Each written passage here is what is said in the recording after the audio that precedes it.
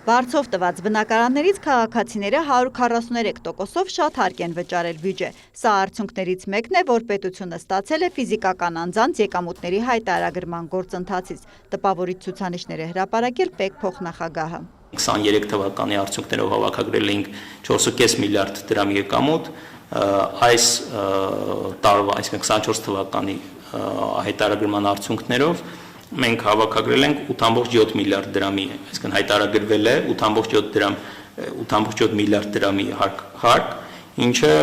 գրեթե կրկնակի անգամ ավելի շատ է։ Մեկ շաբաթից քիչ ավերի է, ինչ համակարգն ակտիվացել ու մարդկանց թույլ է տալիս լրացնել արդեն 2025 թվականի հայտարարագիրը։ Այն այս տարվանից պետք է ներկայացնեն երկրի ռեզիդենտ բոլոր քաղաքացիները, ներառյալ թոշակառուները, նպաստառուները։ Խնդիրներից խուսափելու նպատակով նրանց ստացած սոցիալական հատկացումների մասին ամբողջական տեղեկատվությունը ներառվել է ծրագրում, այնպես որ եթե ոչինչ չանեն էլ նոյեմբերի 1-ից հետո տվյալ հայտարարագրերն ավտոմատ կգեներացվեն, անհանգստանալու կարիք չկա տատիկ պապիկներին վստահեցնում է Ռաֆայել Գևորգյանը։ Եթե թոշակառուն այլ եկամուտ չի ստացել, քան թոշակն է,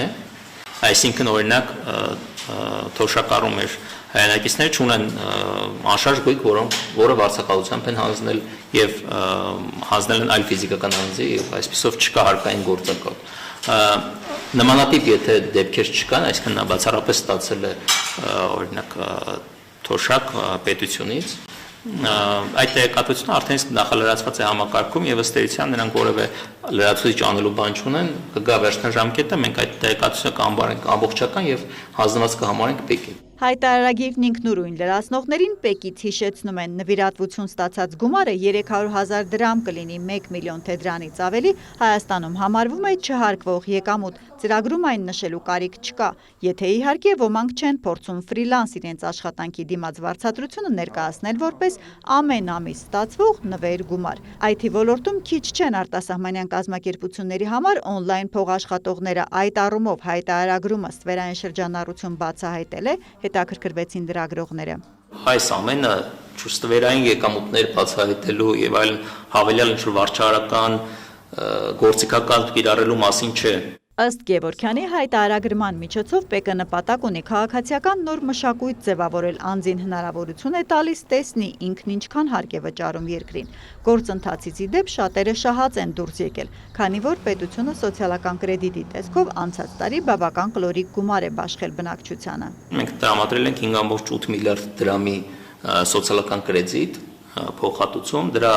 իհարկե էական մասը կրթական ոլորտի սոցիալական կրեդիտներն են եղել, միջին սոցիալական կրեդիտի միջին ստացած գումարը եղել է 73,000 դրամին մոտ, եթե չեմ սխալվում։ Կրթական ու առողջության ապահովագրությունից բացի նոր կրեդիտ առաջիկայում կավելանա, թե ոչ ֆինանսների նախարարությունն է որոշողը։ Վերջերս մեծ խումբ պարզեցումներ արեցին, իրենց գործը հայտարարագրումը կազմակերպելն է, ասում են ՊԵԿ-ից պնդում։ Կոմիտեի սպասարկման կենտրոններն ու թեժ գիծը պատրաստ են հարցերի դեպքում օգնել քաղաքացիներին, բայց ոչ լրացնել նրանց փոխարեն։ Հերմինե Բաղդասարյան, լուրեր։